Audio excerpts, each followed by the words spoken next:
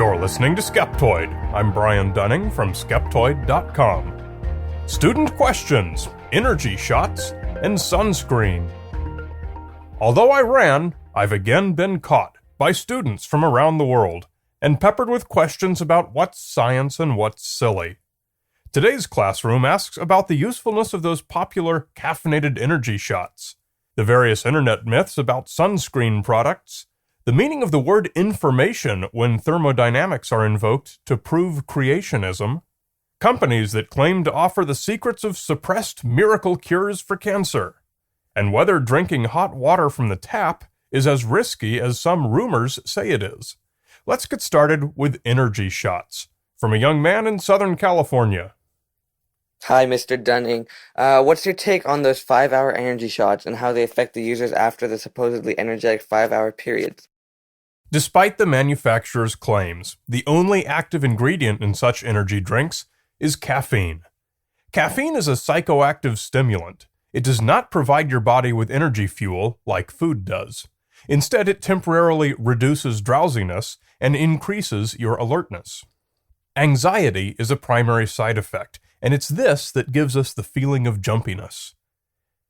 Caffeine temporarily increases our ability to tolerate both mental and physical work, and the effect usually wears off in 3 to 4 hours. The amount of caffeine found in these beverages is controversial. It's common for testers to find more than is reported on the label. Generally, they contain about the same as a cup of coffee, somewhere around 175 to 200 milligrams. This is about 6 times what the average caffeinated soft drink contains. That little bottle at the checkout stand packs the wallop of an entire 6-pack of cola. Many of these manufacturers state that their drinks contain vitamins, and this is where the energy boost actually comes from. But basic nutrition tells us this makes no sense. Vitamins do not provide usable energy. That comes from the calories in carbohydrates, fats, and even some proteins. Some have tried to backpedal and say their vitamins assist the metabolism of energy. Well, this is basically true, but your body's normal supply of vitamin B is more than enough to do this job, and supplementation is usually just wasted excess. This claim is risky ground for them to tread. If it were true, they'd basically be advising you to take a 5-cent vitamin pill instead of their overpriced drink. Hi, this is Alex, a grad student from Arizona State University. I was wondering if any of the purported dangers of sunscreen are true. I've heard that some fail to actually protect from the UV light that causes cancer, or that sunscreen itself is a carcinogen and causes health problems that outweigh the benefits. You've raised 2 important questions that have been asked a lot in recent years. First, is sunscreen itself unhealthy or even carcinogenic? And second, are sunscreen SPF ratings actually true and reliable? Fortunately, the United States FDA issued new rules in June 2011 that answer both. The first question is simple enough. There's no evidence that the ingredients in any commercially available sunscreen product have ever given anyone cancer or caused anyone to go blind, nor is there any plausible reason to suspect they might, when used as directed. Neither have any victims ever surfaced. This appears to be nothing more than your garden-variety internet myth. Manufacturers have a year from the date of the new ruling to comply with labeling rules that the consumer will finally be able to rely upon. The FDA will basically allow 2 types of sunscreen labeling: broad-spectrum sunscreen, which provides protection against both UVA and UVB ultraviolet light, will be permitted to show an SPF of 15 or higher, and will be labeled broad spectrum. They'll also carry labeling that states that when used as directed with other sun protection measures, they can reduce the risk of skin cancer and early skin aging. Now, other sunscreen products with SPF of 14 or lower will only be permitted to say that they've been shown only to help prevent sunburn, not skin cancer or early skin aging. So look for sunscreen marked 15 or higher and that says broad spectrum, and you'll get the protection you expect without fear of getting skin cancer directly from the lotion. Hi Brian, my name's Lachlan McGowan and I study geology and law at the University of Newcastle, Australia. In my online battles with young Earth creationist trolls, I've noticed a new trend for them to use the word information to describe DNA. They talk about it being impossible to create new information or about DNA losing information over time. However, I can't get a definition of information out of them, and the only places I can find the word information used in science outside of its conventional sense is in the deep physics of black holes and subatomic particles. Is the argument from information even vaguely valid, or is it equivalent to a homeopath's use of the word quantum? Basically, what they're doing here is misusing scientific-sounding terminology that they've heard but don't properly understand.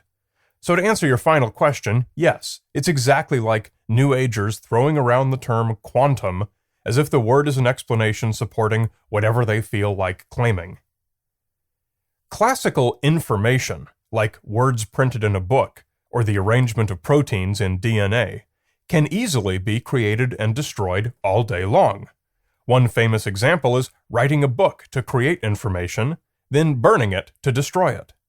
This does not violate entropy or thermodynamics or anything else, because quantum laws apply only in the quantum world, not in the classical world.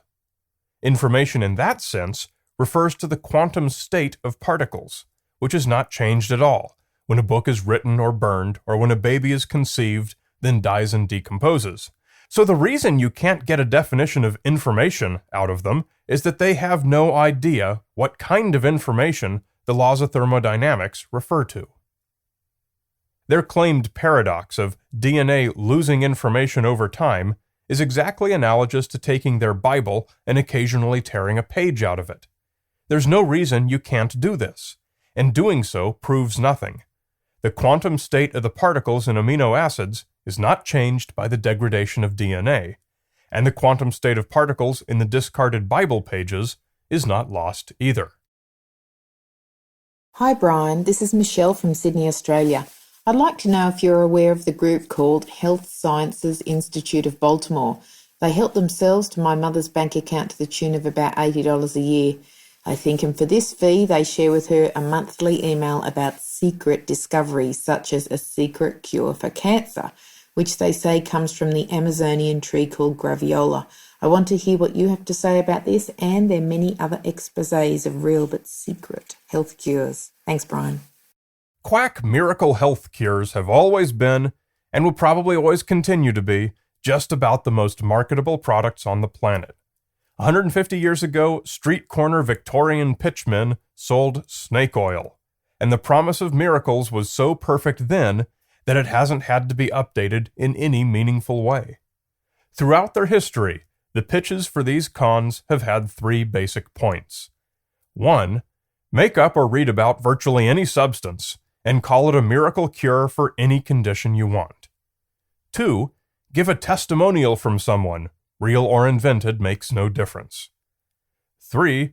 Suggest that it's secret or suppressed by some conspiracy of the medical establishment, something they don't want you to know. Your example hits all 3 points pretty squarely. No, I've not heard of your particular institute or their particular miracle cancer cure, but just Google secret cancer cure to see how innumerable these are. 24 million results for the search I did just now. Why so popular? Well, consider your example. For $80 a year, it's probably one guy who has to do nothing more than write one email a month. If he has 1,000 customers, he's making a living. There will always be people desperate for a miracle. I'd love to have one myself. So there will always be someone happy to take their money to promise it.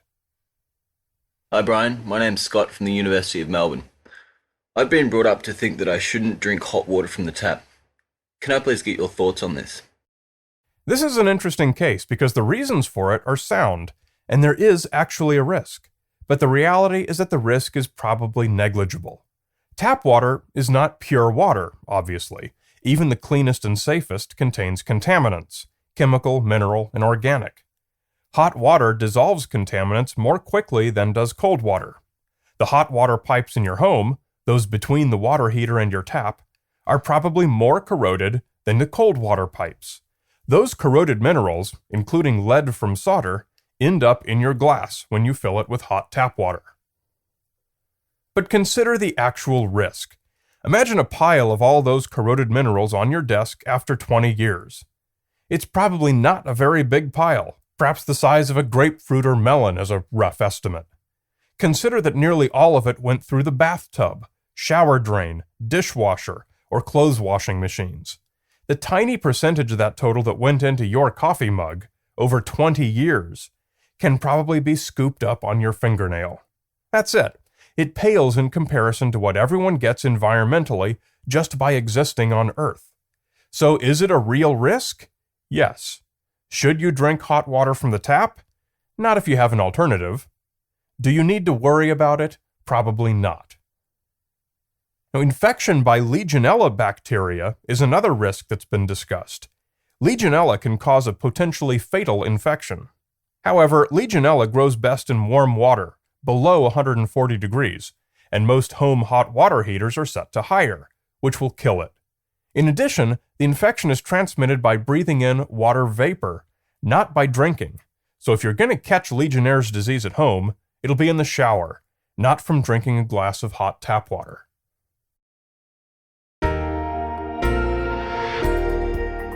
If you're a student and have a question, send it on in. You can do it in 2 seconds with the voice memo feature on your phone. Come to Skeptoid.com and click on Student Questions. And of course, anyone can ask me a science question at any time on Twitter. Just follow me at twitter.com/Brian Dunning. You're listening to Skeptoid, a listener-supported program. I'm Brian Dunning from Skeptoid.com.